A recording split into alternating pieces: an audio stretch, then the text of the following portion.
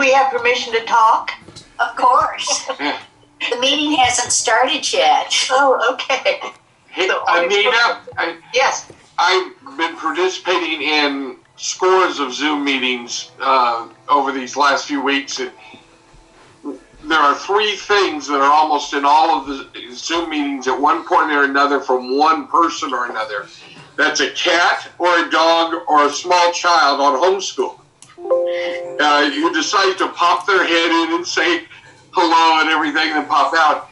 You have one addition that I usually don't see, and that's a Larry. That's a Larry. Going back and forth in the background. And I think he doesn't realize it, even though I've told him.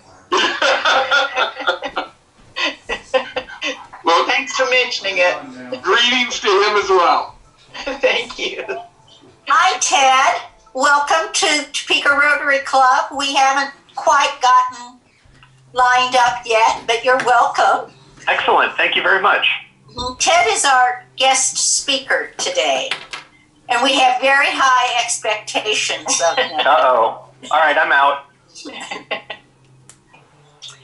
Well, I have that it's a little after 12, and we do have a guest here from the Lenexa. So I want you, the Rotary Club from Lenexa. What is the official name of your club, Ted? I think it's just the Lenexa Rotary Club.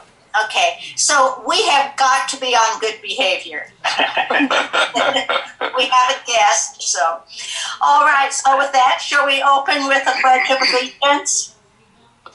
I pledge allegiance to the flag of the United States of America and to the republic for which it stands, one nation, under God, indivisible, with liberty and justice for all.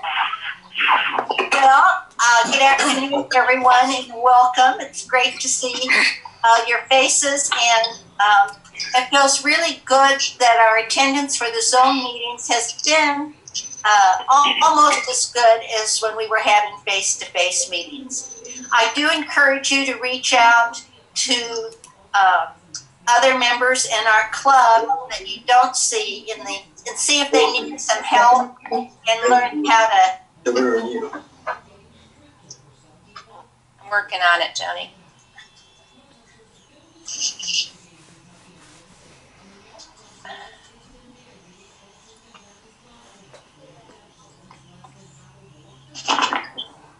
Okay, go ahead.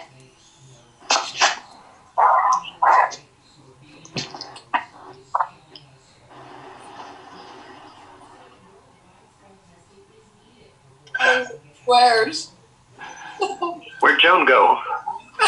I don't know. We lost Joe. Lost our president. Yeah.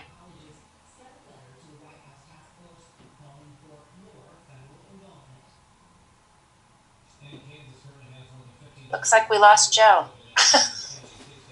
There's a second page of screens now, and if you want to keep Joan in the upper right-hand corner of her box, there's a pin. So pin the video, and then she'll be the big one in the middle of the screen, and you won't lose her. I just don't see her on the list.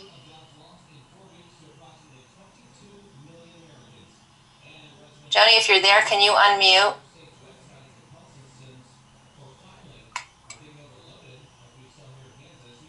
Anybody see her on the list? Mm-mm. Huh. I think we have temporarily lost her. She's been zoomed. Stan, you're the Yes, Dan, you want to jump in? take over, Stan.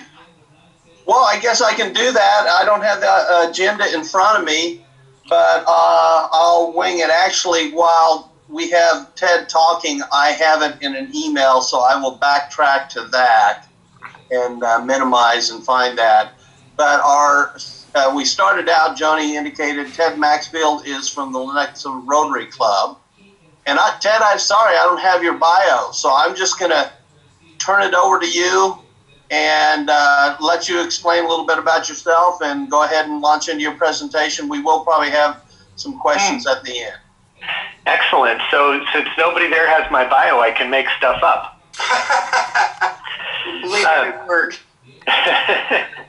So I'll tell you a few things about myself to start. For about 28 years, I was a YMCA director. And a little over a year ago, my wife and I decided to move to the Kansas City area to be closer to our kids. So we moved to Olathe, and I joined the Lenexa Club. This is my third Rotary Club. Both my parents were Rotarians, and so it's kind of a family tradition. About 20 years ago, my wife encouraged me to pursue a long-held dream that I had to become a hot air balloon pilot. And one of the reasons that I was excited about moving to this area is because I would be closer to Topeka and the balloon club there. And so for a long time, I've known balloon pilots in Topeka, and it's an exciting part of the country for hot air ballooning, believe it or not. And so I'm thrilled to be associated with this group, and I'm very happy to be here today to tell you about it. I'm going to try to share my screen, and we'll see if this works for everybody. I think I have permission to do that. Looks like you can see my, okay, good. Now let's see if I can make the slideshow start. Excellent. All right. So the Great Plains Balloon Club has been around for a little bit. I'm going to talk a little bit about the history of the club itself, but before that, I'm going to talk about the history of hot air ballooning. So these two are the brothers who are responsible for inventing human flight. If you have access to your chat window, I don't have any prizes to give you, but the first one to type in the name of these brothers wins. Wow. Is everybody working? The brothers who are responsible for flights. These people? Yeah. They're way before Wright brothers. Like 1700s. Yes. That's right. I don't see the chat window. Is anybody typing? Nobody knows the answer. All right, so these are the Montgolfier brothers. The Wright brothers invented the airplane. I think they had their first flight in like 1903, and the Montgolfiers had the first hot air balloon flight in 1783. So over 100 years before the airplane, the hot air balloon took to the sky. Jacques and Joseph, the Montgolfier brothers who you see here, were members of a family that owned a paper making company. And so they were kind of part of the aristocracy and had probably more money and time on their hands than most people did. And one day they were kind of screwing around at the fireplace, burning scraps of paper. This was before recycling, I guess.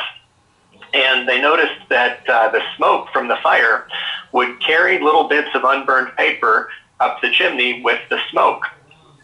And they thought, okay, there must be something to this. The smoke must be able to lift things. And so they thought, well, if we make a bag and we catch that smoke, it should take that bag up. And so they released it, and up it went to the ceiling. And sure enough, it worked. And so they thought, boy, we're really geniuses. And so they went and they thought, well, the next thing we're going to do is we're going to make a really big bag.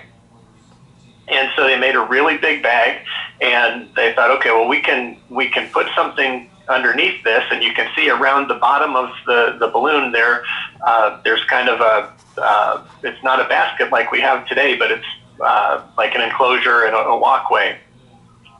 And so the very first time they tried this with living creatures in there, they thought, okay, well, we're going to put in there a duck, because ducks can fly. We think a duck should be able to survive if this balloon thing works.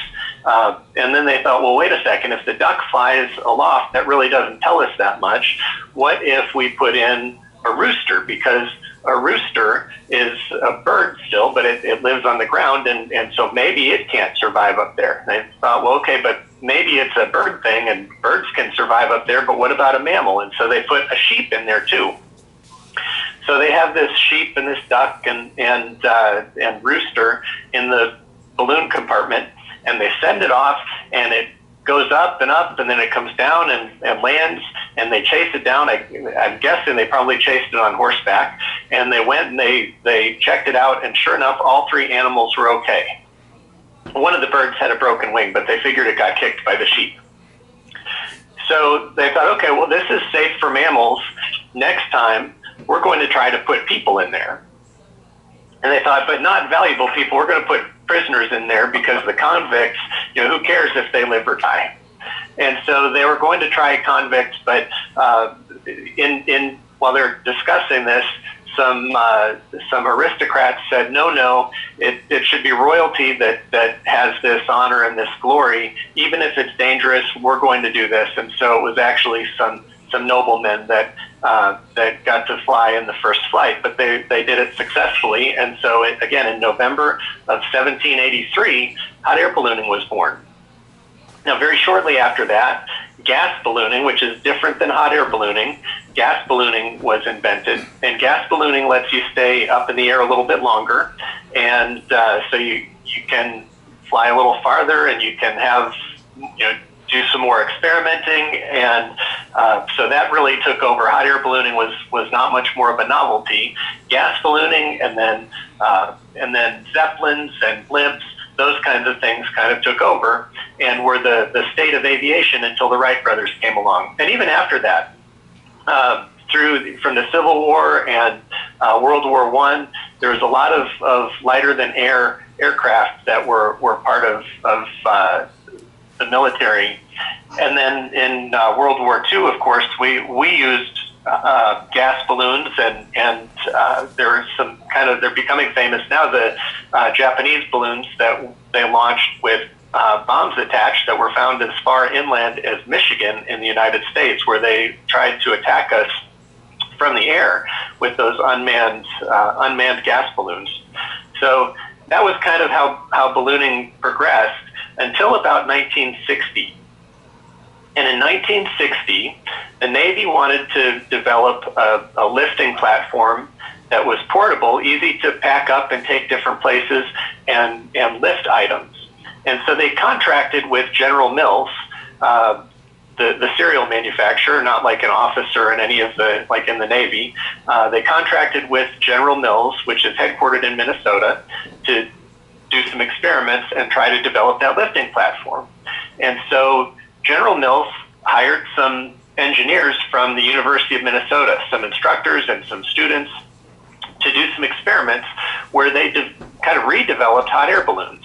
And so what developed from this, before, in the early days of ballooning, they used just big smoky fires on the ground to fill the balloon with hot air, and then the balloon would be released and it would fly as long as it could on that initial burst of heat. Well, now they actually developed a burner, and we had propane and propane cylinders that we could take fuel aloft, and so it was a lot easier to have a controllable fire that we used to control the lift of that balloon. Now, they didn't really come up with a way to make this very practical for the Navy's purposes, but these engineers discovered that this was kind of a fun activity. And so several of those folks ended up starting their own balloon manufacturers. There are a few different companies that grew directly out of that. This balloon says Raven on it. Well, Raven was one of the first manufacturers, and the company still exists today, although about 15 years ago, they actually stopped making hot air balloons. They do cold air inflatables, and they have some GPS components that they build, but they don't do hot air balloons anymore. So modern hot air ballooning was really built in about 1960. And so as it became more and more popular, balloon events started popping up. These crazy balloonists who, there might be one in a relatively big city. They wanted to get together with other balloonists, and so they would schedule different events and meets where they could get together and fly as a group. And so that's where we get to Topeka. In 1976, Topeka actually hosted its first Huff and Puff balloon rally. And it was held at the state capitol grounds for the first few years, and it's moved to a number of places since then. today it's held at Mount Hope Cemetery. And it's every fall. It's in September each year. Right after the event was held, the few local balloonists decided, well, there's a lot of folks that are interested in ballooning, partially because of the Huff and Puff event. Why don't we start a balloon club for not just pilots, but for crew members and anybody who's interested in participating in ballooning, learning more about it, just being around it. It's artists who like to take pictures of it, all of those things. And so in 1976, the Great Plains Balloon Club was born. This is the t-shirt design from last year's balloon event. It was the 44th, so we're excited. This is one of our big anniversary years coming up in 2020. Of course, we're a little bit nervous about how this will take place. But coming up with sponsors and things like that will be a big challenge. But even if it has to be a smaller event and we just include local pilots, and so we can conduct it a little bit less expensively, there will be a 45th annual Huff and Puff this year. Oh. This takes a little while. A little bit about the Huff and Puff and about the Great Plains Balloon Club. We, in addition to pursuing hot air balloon and ballooning and the activities directly surrounding it, we try to have a community service component to the things that we do. So our Huff and Puff, when we host this and we're successful in generating enough sponsorship revenue and things like that, we give the proceeds away to local charities. Last year, our sponsorship revenue was a little bit down. We weren't able to give as much away as we liked to, but I think we gave $1,500 away. Usually it's much more than that. In addition to the charitable gifts that we give from Huff and Puff revenue, we also, at several of our regular monthly meetings, we will schedule to have the meeting, and then we'll schedule a service project where we go to, one time we went to Harvesters and helped prepare for a food drive that they were doing. We've served meals at the Ronald McDonald House, but community service is a big part of what our Balloon Club does.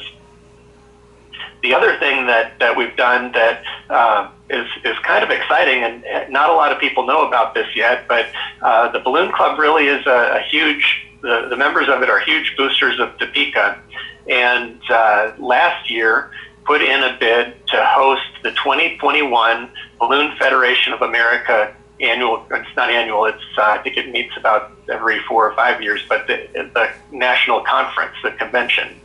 And so in 2021, Topeka will host hundreds of balloonists from all over the country. Now, this won't be a ballooning event per se. This is really a convention, a conference where people will get together, share ideas, learn about different balloon products, accessories, talk about a lot of the issues that are important to us. Just as an example, recently the National Fire Prevention Association that puts together propane safety regulations were rewriting the regulations, and they basically would have, the way they had written them, would have made refueling a hot air balloon impossible. And so our Balloon Federation learned what was happening and then communicated with the association and did some education with them about how we operate, how, what we do to make sure that we are able to conduct our refueling operations safely. And they actually specifically wrote into their regulations that certificated hot air balloon pilots are authorized to fill our balloons with propane. It's specified in those regulations. So the Balloon Federation and all of our members across the country really work hard to make sure that ballooning stays safe and accessible because it's something that not a lot of people participate in year after year, but we do bring a lot of joy to folks when people come to our events or see us flying over town, anything like that. My next slide is a short video, and I'm going to shorten it. I'll take out kind of some other parts, but it's actually a video of me flying at the Huff and Puff event. I came down to this event from Minnesota when I lived up there. I have, like I said, a lot of friends who belong to the Great Plains Balloon Club, and Topeka is one of those places where ballooning has really thrived in the last few decades. When a lot of other places ballooning was on the decline, we're starting to see an increase now. But Topeka was one of the communities that really held on and developed new pilots and saw kind of a thriving community of ballooning. So I'll show you that video, and then I'll ask for questions.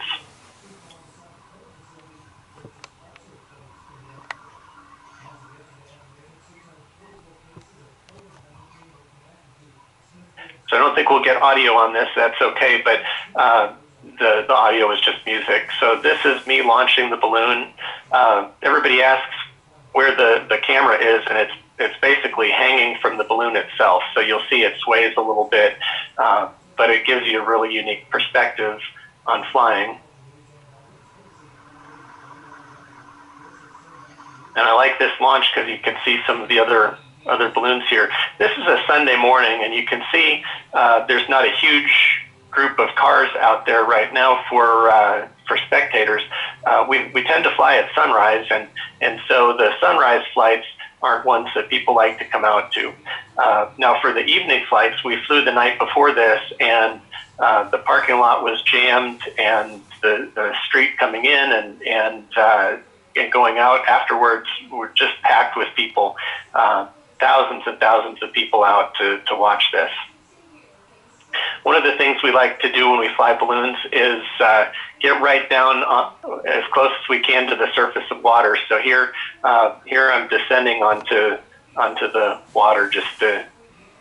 We call it a splash and dash. I usually don't actually splash, but some people will touch down and make a few little ripples. And I'm just going to fast forward here a bit to just before the landing.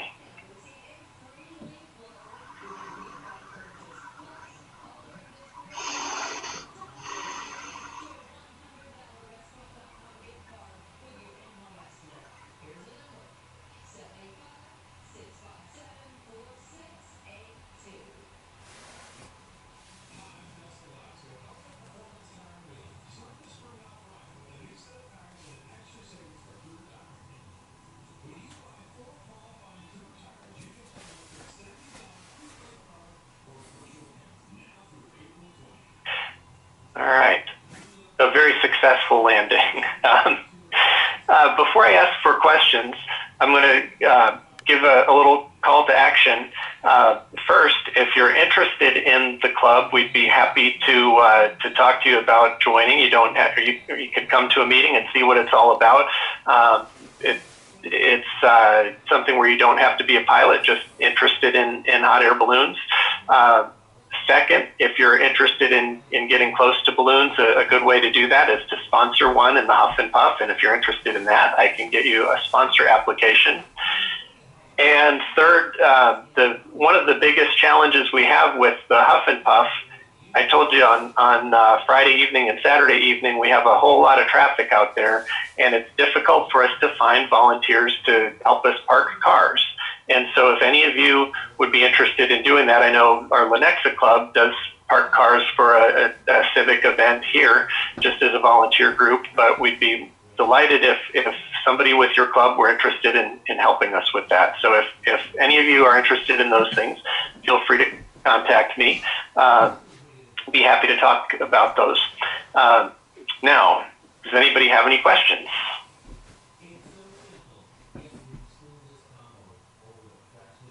This is Stan Teeter. I don't have a question, but a comment.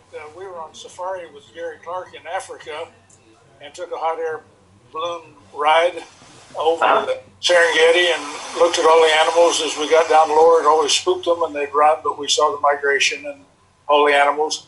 And my wife was always happier there. She says, we don't have to worry about the power lines over here. That's right. That is a big safety concern with balloons is making sure that you don't get into any power lines. They're hard to see, and so it's kind of a team effort. Anytime I fly, I ask my passengers to help me look out for them. that's a great place to watch. It's a great place to go ballooning because you can see so much on the safaris. We do have the posse helping with traffic control on the road, but I don't think they will help with parking in the lot. But I'll confirm that. Yeah, this is Greg Allen. Can you hear me? Yes. Yeah, I've been on several hot air balloon rides and enjoyed every one of them immensely. And my family's been on some of those with me, and they've enjoyed it as well. It's not a cheap thing to do, from my experience. But how much of that cost goes? How do you divide up the cost of piloting a balloon for commercial purposes? I would imagine insurance plays a big role in your costs. So I'm a private pilot. I don't have a commercial certificate, and so I can't fly people for pay. So I'm not the best person to talk specifically about that. And because I'm a private pilot, my insurance probably is a little bit less than most, and I have a smaller balloon also. But my insurance for my balloon costs upwards of $800 a year, and so again, that's a small balloon with relatively few people on board, and it just goes up from there. But then, of course, propane isn't getting any cheaper. When I first started flying balloons, propane was under $1 a gallon. Well, different commercial enterprises that were using natural gas figured out that they could cheaply convert to propane and burn it instead. So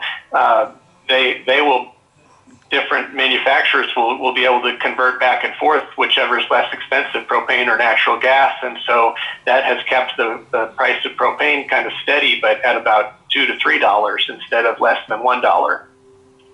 And then you have to maintain the balloon, inspections every year, any repairs you need to do, gas for the vehicle, you have to have champagne for the end of the flight, all of those things. So it's expensive to own and operate a balloon, and so generally speaking, I don't know what commercial pilots are charging now, but not a whole lot of that goes into the pilot's pocket. Yeah, I imagine. That's kind of what I figured. It's an expensive endeavor, just bare costs, and so I'm not complaining about the cost. I'm understanding it. I just was kind of interested in your perspective on kind of how that set of costs is divvied up between your different portions of the experience. And I think historically there were quite a few pilots that would go flying, and they would offset the costs just by charging people to go with them. Now it's more people that do it more professionally than that, and so their expenses, they need to cover their expenses, and they're a little bit more cognizant of what those are. So things have changed as with so many things. What's the wind speed that you can safely take off at? Like on Huff and Puff last year, we went there, and they didn't have flights at the evening that we went, and because it was too breezy. Yeah. But you just had illuminations and just general activities going on there. It was fun anyway, but what is the limit? And I don't know which evening you were there, and I can't remember which evening this happened. I think maybe Saturday night. We were preparing to fly, and in fact, I was starting to inflate my balloon when I looked at the sky, and it wasn't just the wind speed that scared me off. The wind speed wasn't too bad, but some of the clouds I saw coming in scared me. But typically, if I were going out to fly and it was more than 7 or 8 knots, which is 9 or 10 miles an hour, I wouldn't fly just because I don't want to hurt myself. I don't want to tear up my equipment. If I were a pilot who had somebody else's balloon, like an advertising balloon, and that was my job, I might fly in winds a little bit faster than that, maybe 15 miles an hour. I've flown in faster winds like that, but it's not a lot of fun, and you need to find just the right place to land. When you're in the air, you really can't tell the difference between 5 miles an hour and 100 miles an hour. You're moving with the speed of the wind, and you're in that air mass. You don't feel any wind on you. The real issue is when you set down, are you going to have a safe landing, or are you going to get dragged all over the country? Well, and that brings up the next question I had, which is how much control do you have in terms of where you land? Or, I mean, I would imagine you don't have a ton of control other than up and down. Well, that's right. We have up and down. And actually, I have another presentation that I do where I teach people how to fly a balloon. I don't teach you how to land, but I teach you how to fly. But if you'd like to have me back, I'd be happy to do that presentation sometime if you need another speaker. That presentation's more interesting than this one.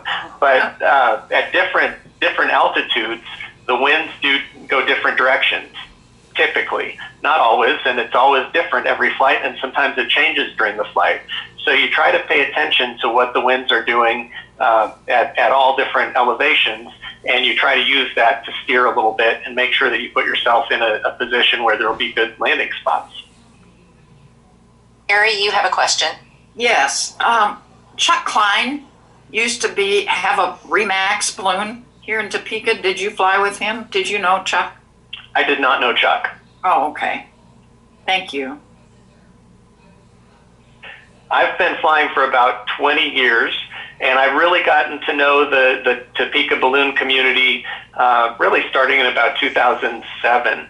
And so that was when I was living in Missouri at the time and got to know a lot of the pilots over here. But I never knew Chuck. I think he might have been one of the original people who started the balloon club. Ted, it's Grace Morrison here. Yes. Can you give us a Ballooning 101 safety information snippet? So interestingly, probably the most dangerous thing that we have with balloons is the inflator fan that we use. And so we have to be very careful about the inflator fan, number one. Once the balloon is inflated, obviously propane safety is critical. And then when we're in the air, we always look for obstacles, particularly power lines. You saw in the video that it was no problem for me to brush the trees with the basket, but I wouldn't want to brush power lines like that. And I probably wouldn't want to get the envelope, the fabric part of the balloon, into trees either. But to brush it with the basket is perfectly safe. So when I'm flying, I always give a quick safety briefing to the passengers.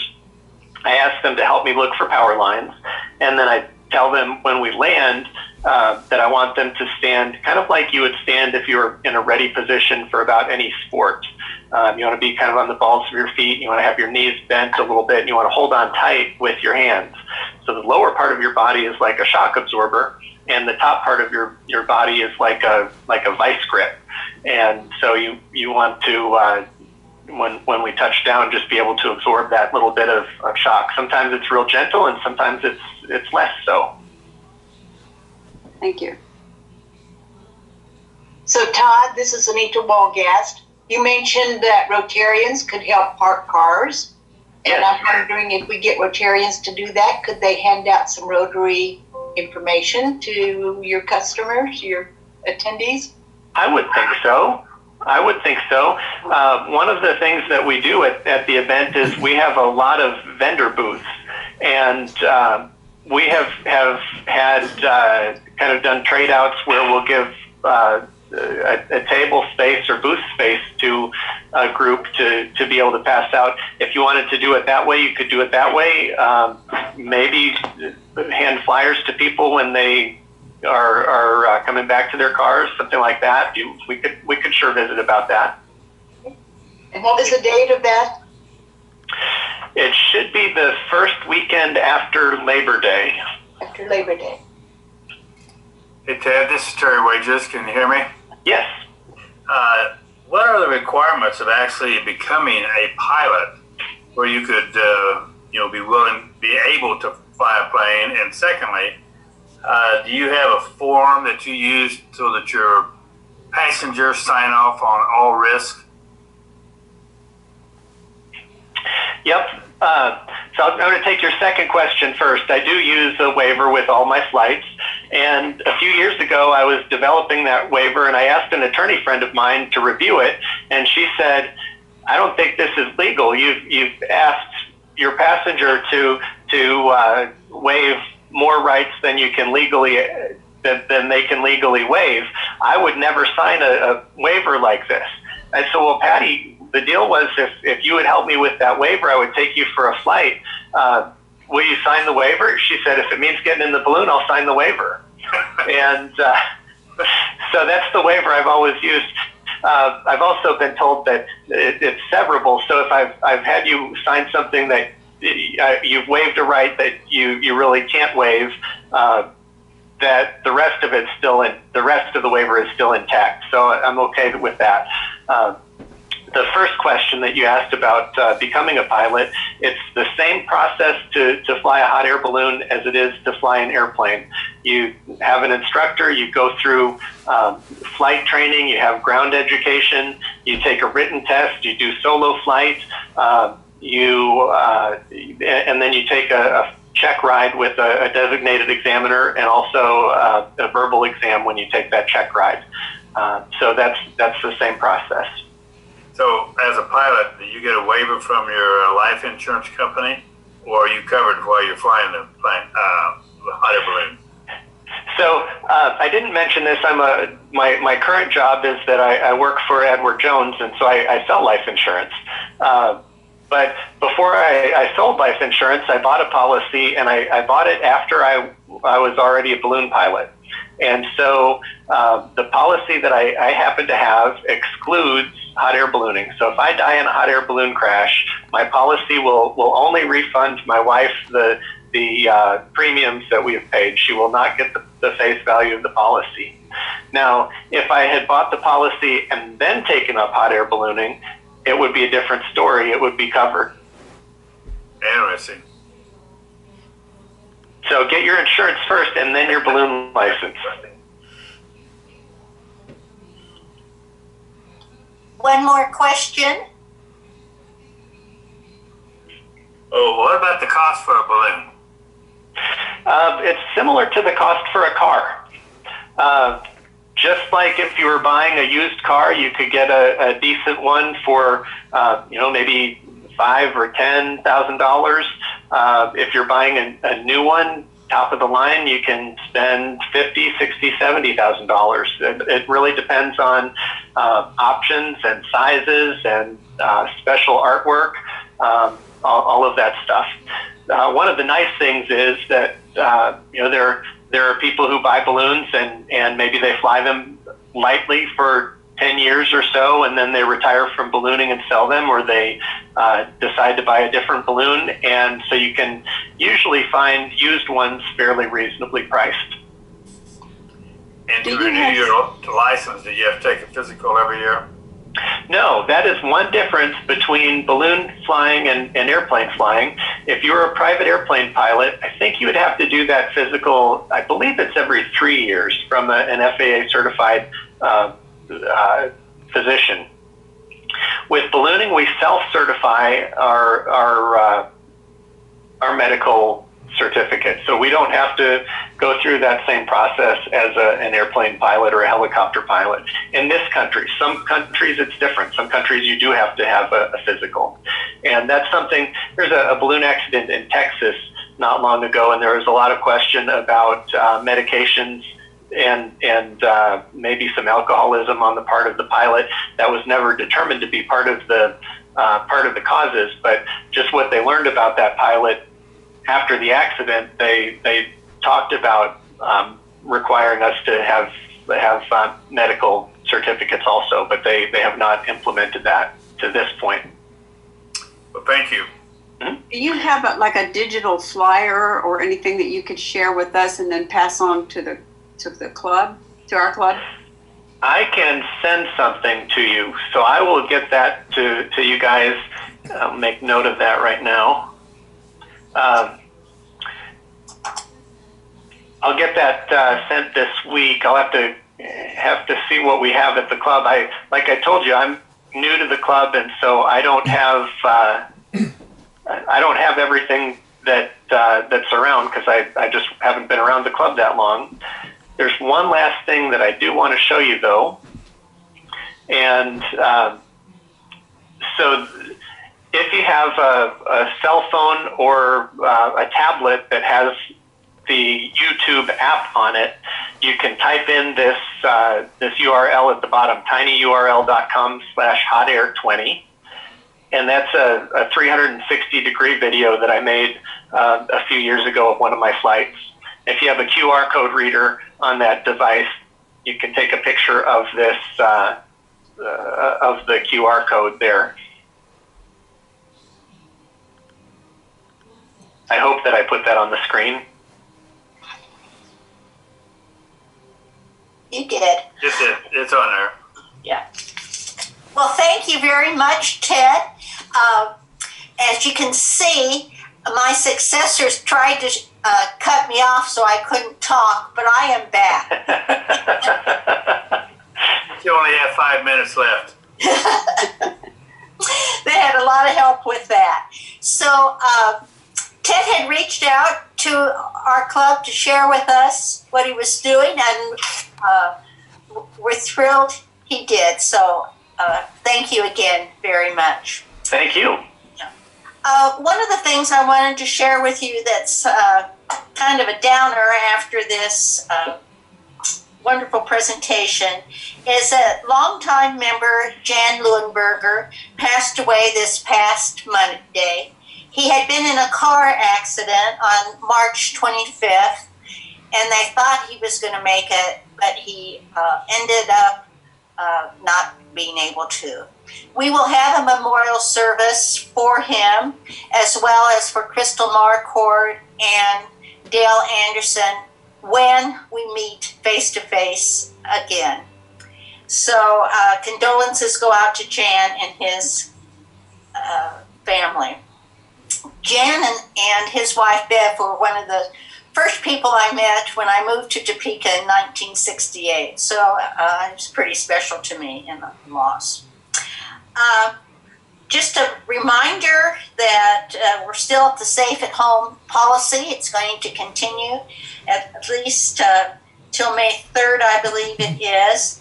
And I'd like to encourage you that if you would like to do some service, Meals on Wheels is still looking for drivers, and Harvesters has quite a demand and would welcome checks. If you go to my email, you can have the contact information for both of those. And if you do some service, be sure to report to Jeanette Weens what the service was and the number of hours so we can continue to keep track of that. Lastly, I would like to remind you that if you have not completed the census and turned it in, please do so.